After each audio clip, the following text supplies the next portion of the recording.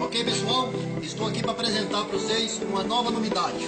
Você que tem na sua casa um motor de liquidificador e não funcione mais, pode ser utilizado para fazer com ventilador. Olha, eu fiz o meu próprio ventilador. Espero que vocês aproveitem e curtem essa nova novidade, ok? Vou fazer para vocês um teste, uma demonstração.